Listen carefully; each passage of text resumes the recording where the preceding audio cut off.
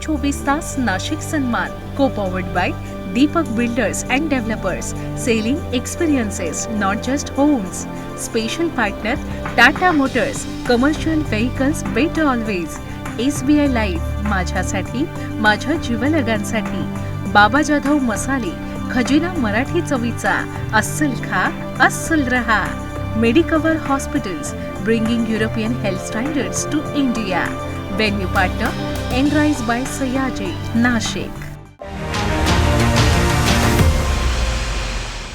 नमस्कार, मी ईशा जगताप. झी 24 तास नाशिक सन्मान सोहळ्यात इथे उपस्थित असलेल्या प्रत्येक मान्यवराचं आणि टी व्हीवरून आम्हाला पाहणाऱ्या आमच्या प्रत्येक प्रेक्षकाचं मनापासून स्वागत करते.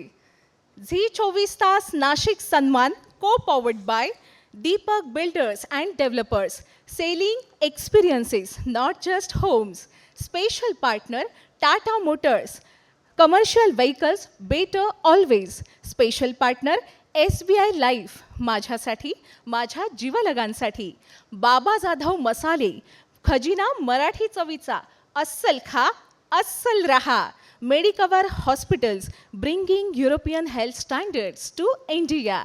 आणि आपले आजचे व्हेन्यू पार्टनर आहेत जिथे हा सुरेख सोहळा पार पडतोय ते आहे एनराइज बाय सयाजी नाशिक.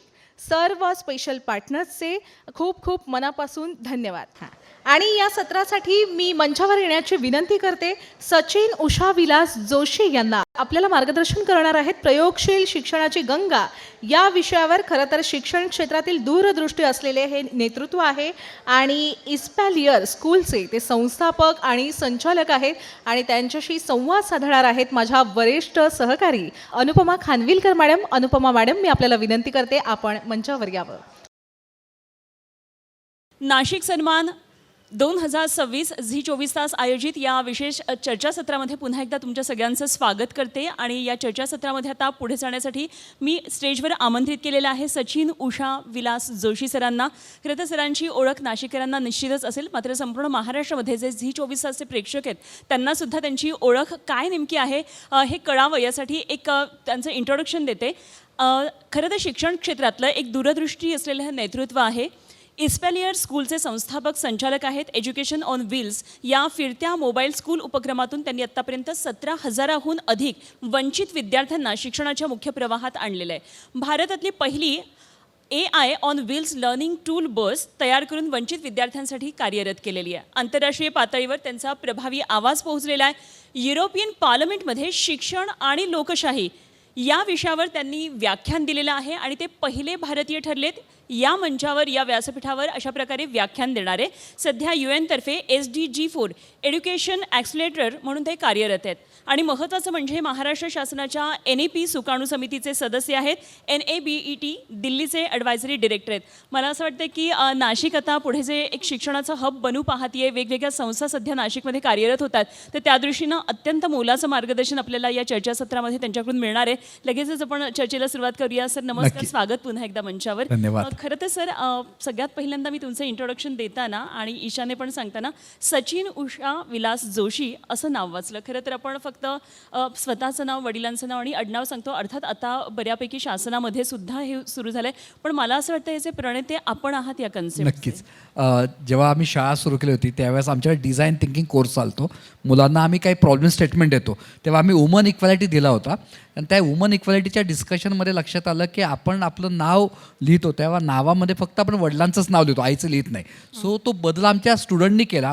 मग ते पूर्ण महाराष्ट्रभर आम्ही गेले 15 वर्ष त्याचा अवेअरनेस केलं आणि शेवटी शासनाने ती आमची मागणी मान्य केली आणि आता कायदाच झालेला आहे की 2025 नंतर जे बाळ जन्माला येईल त्यांनी त्याच्या पूर्ण नावामध्ये आईचं नाव हे लावलंच पाहिजे. अगदी सर, शिक्षण संस्था तर अनेक लोक चालवतात आणि मला वाटतं अगदी प्रेक्षकांचा हा प्रतिसाद पण आपण घेतला पाहिजे.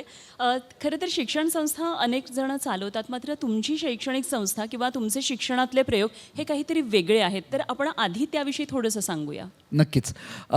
इस्पॅलियर ही प्रयोगशील शाळा आहे. या शाळेत मुलं शेती करण्यापासून, गाईचं दूध काढण्यापासून तर डिझाईन थिंकिंगसारखे कोर्सेस मुलं चालवतात. मुलांना आम्ही प्रॉब्लेम स्टेटमेंट देतो, त्याच्यावर ते सोल्युशन देत असतात.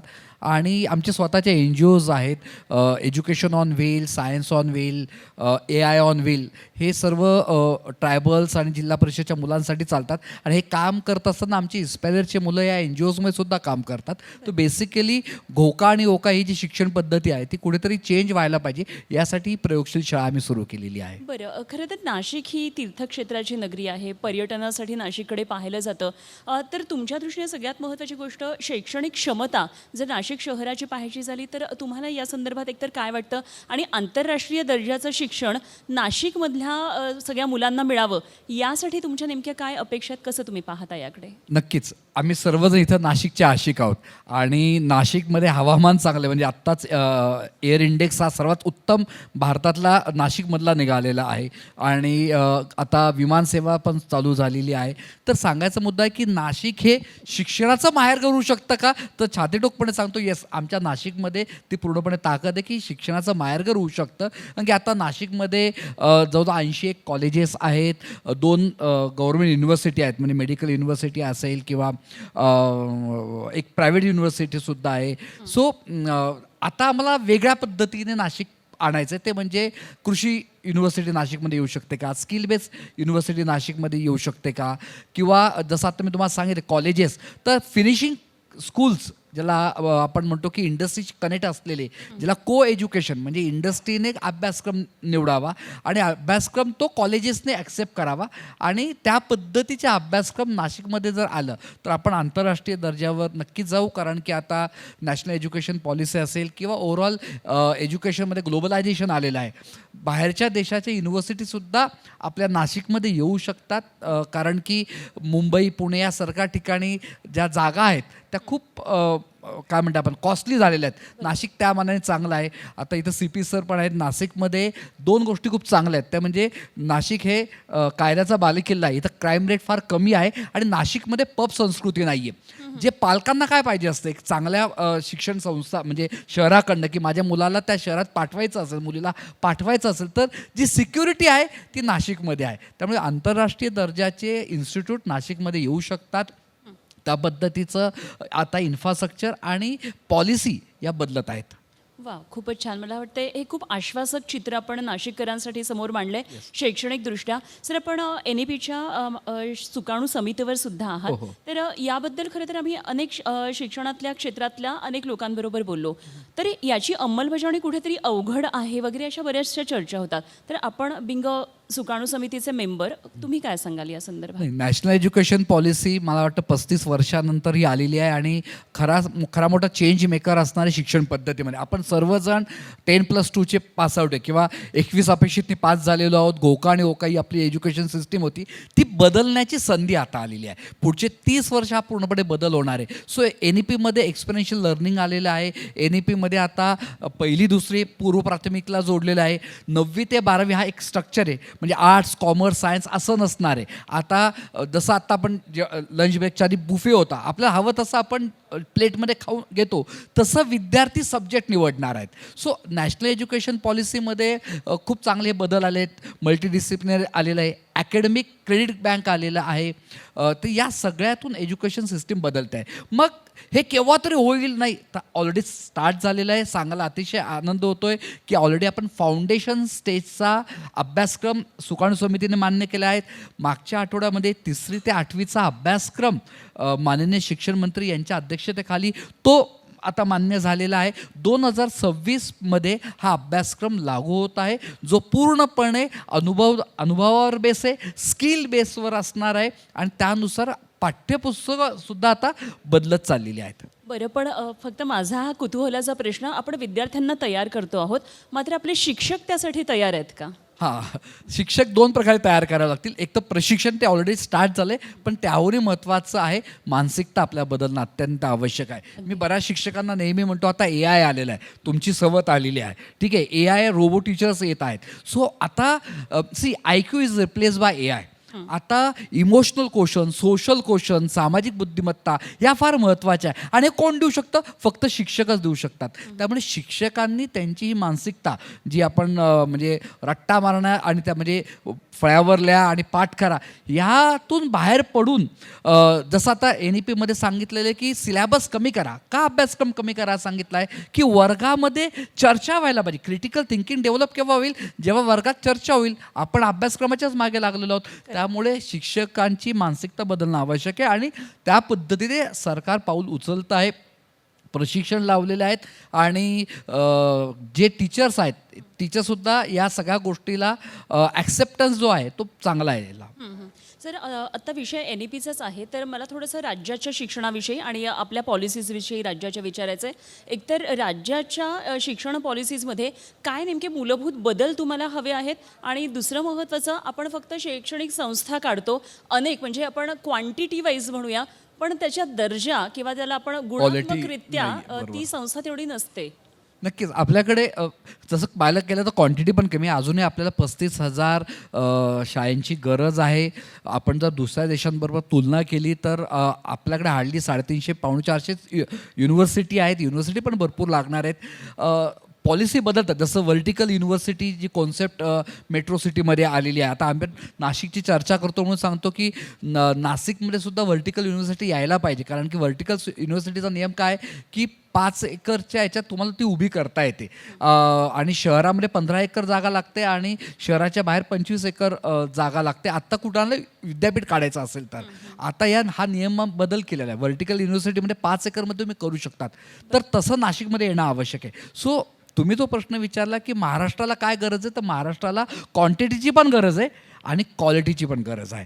सो क्वालिटीमध्ये दर्जा, कारण की असरचा रिपोर्ट सांगतो की 5वीच्या मुलाला दुसरीचं ज्ञान आहे, पण NEPमध्ये FLN फाउंडेशन लिटरसी अँड न्यूमरसीचं टार्गेट दिलेलं आहे. पूर्ण भारतामध्ये महाराष्ट्र हे टार्गेट पूर्ण करण्यामध्ये अग्रेसर आहे. ही फार पॉझिटिव्ह गोष्ट आहे. सो जो आत्ता रिझल्ट होता की 70% विद्यार्थ्यांना 5वीच्या दुसरीचं वाचता येतं आहे, तो खूप लेवलला कमी झालेला आहे. सो दर्जा सुधारतो आहे, पण त्याला थोडा वेळ लागेल. एका रात्रीतून हा बदल होत नाही. पण त्यासाठी आपल्या सर्वांना जे 21st सेंचुरी स्किल्स आहे, म्हणजे आता 2 लेवलला आपलं काम करायचं. एक दर्जा, जे विद्यार्थी त्याच्या इयत्तेच्या खाली आहेत त्यांना वरती आणायचे, पण जे ऑलरेडी आहेत त्यांच्यामध्ये स्किल्स आणायचे. मग कुठले आणायचे आहेत? जे NEPच सांगितले ते म्हणजे क्रिएटिव्हिटी, कोलॅबरेशन, क्रिटिकल थिंकिंग, एकत्र काम करण्याची सवय आणि कम्युनिकेशन स्किल्स. हे गोष्टी आता विद्यार्थ्यांमध्ये आणण्याची गरज आहे आणि त्यानुसार अभ्यासक्रम बदलतो आहे. म्हणजे छोटं उदाहरण देईल तुम्हाला. आपण सर्वजण प्रगती पुस्तक म्हणजे आपल्याला तुम्हालाही तुमचं प्रगती पुस्तकमध्ये कधी कधी आईवडिलांना दाखवायला भीती वाटत असेल की कमी मार्क पडलेले असतात, हे असतात. प्रोग्रेस कार्ड इतकं सुंदर बदलवलं आहे NEPमध्ये आणि जो महाराष्ट्र पहिलं राज्य असणार जे आपण इंट्रोड्यूस करत आहोत SCRTच्या माध्यमातून, ते म्हणजे माझं प्रगती पुस्तक, म्हणजे माझं विद्यार्थ्याचं प्रगती पुस्तक हे फक्त टीचरने ॲनालिसिस करणार आहे. त्याच्या मित्रांना काय वाटतं त्याच्याबद्दल, तो डबा शेअर करतोय का, आई वडिलांना काय वाटतंय, तो घरात पांघरुणाची घडी घालतोय का, ती पांघरुणाची घडी घालते का, या पद्धतीने पासून सगळ्या गोष्टी कव्हर केल्यात. म्हणजे चारी बाजूने त्या विद्यार्थ्याचं, त्या मुलींचं ॲनालिसिस केलं जाणार आहे. ते म्हणजे मार्क्सवादी शिक्षण बनवणं. मार्क्सवादी म्हणजे जे मार्कांच्या मागे धावणारं जे शिक्षण होतं ते आता कमी होत चाललेलं आहे आणि हा बदल मला वाटतं फार पॉझिटिव्ह आहे, म्हणजे बाकीचे as compare to other state. अगदी अगदी. आणि मला असं वाटतं की इथे जे सगळे आत्ता ऐकतात त्यांच्या शाळा पूर्ण झाल्या, त्यांना असं वाटत असेल की आमच्या वेळी असं प्रगती का नव्हतं. अगदी. पुढे जाते मी थोडंसं आणि आपण थोडंसं नाशिकमधल्या शिक्षण क्षेत्राविषयी बोलूया. नाशिक शहरामध्ये बरेच आता इंडस्ट्रियलायझेशन होत आहे, तर इथे जे लोक म्हणजे विद्यार्थी तयार होतात, स्किल बेस्ड असावं शिक्षण इथलं, त्या दृष्टीने तुमचे काय प्रयत्न असतील, काय अपेक्षा आपण करता? नक्कीच. इथं सगळ्यांना स्किल एज्युकेशन काय येतं आहे, कारण की मगाही मी तुम्हाला सांगितलं AI आलेलं आहे. AIने आधी कसं होतं की IQ चांगला असेल, याला खूप नॉलेज आहे, याला खूप पुस्तकं माहिती आहे, अभ्यास माहिती आहे म्हणून महत्त्व होतं. आता ते राहिलं नाही. आता AIमुळे नॉलेज जे आहे ते थोडंसं कुठेतरी कमी झालेलं आहे. सो आता विद्यार्थ्यांमध्ये स्किल आवश्यक आहे. सो स्किल आणण्यासाठी इंडस्ट्रीचा मोठा हातभार आहे. म्हणून मी मगा पण बघितलं की आपल्याला को एज्युकेशन म्हणजे काय, जसं आता इथं MVP सर्वात मोठी इन्स्टिट्यूट आहे. सो MVP ने इंडस्ट्रीबरोबर टायअप करायचं, इंडस्ट्रीने सांगायचं की ओके 6 महिन्याचा आम्हाला हा अभ्यासक्रम पाहिजे. एखादी XYZ इंडस्ट्री घेतली आणि मग ती त्यांना ज्यात इंटरेस्ट असेल त्यांनी हा 6 महिन्याचा कोर्स ॲडिशनल, म्हणजे 3 वर्षाचं ग्रॅज्युएशन प्लस हा इंडस्ट्रीतला 6 महिन्याचा कोर्स, असं जर टाईप केलं तर एम्प्लॉयमेंट रेशो फार वाढणार आहे. कोणी नाशिकच्या बाहेर जाणार नाही नोकरी शोधण्यासाठी. आणि नाशिकमध्ये इंडस्ट्री आहेतच. तो तंत्रभूमी आहे, यंत्रभूमी आपली आहे, तीर्थक्षेत्र आहे. ते आता ज्ञानाचं क्षेत्र म्हणजे कुंभमेळ्यामुळे काय म्हणू, तीर्थक्षेत्र आणि ज्ञानक्षेत्र असं एकत्र जायला पाहिजे. आणि त्यासाठी नाशिकमध्ये हा मोठा बदल आवश्यक आहे. आणि तो म्हणजे स्किल बेस. आणि किंवा नाशिकमध्ये स्किल युनिव्हर्सिटी येण्यासाठी सर्वात उत्तम जागा पण आमच्या सगळी आजूबाजूला आहेत की जिथं नाशिकमध्ये तुम्ही स्किल युनिव्हर्सिटी आणू शकतात. ओके.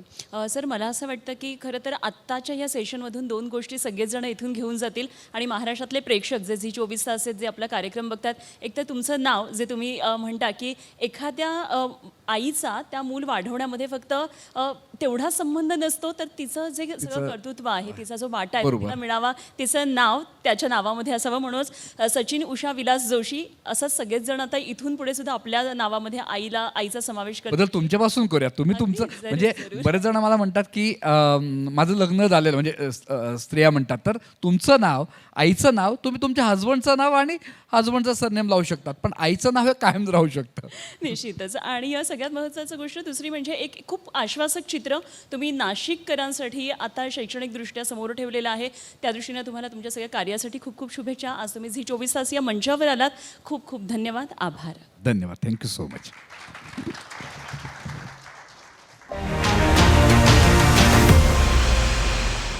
झी 24 तास नाशिक सन्मान, को powered by Deepak builders and developers, selling experiences not just homes. Special partner Tata Motors, commercial vehicles better always. SBI life, माझ्यासाठी, माझ्या जीवलगांसाठी. बाबा जाधव मसाले, खजिना मराठी चवीचा. अस्सल खा, अस्सल रहा. Medicover hospitals, bringing European health standards to India. Venue partner, Enrise by Sayaji, Nashik.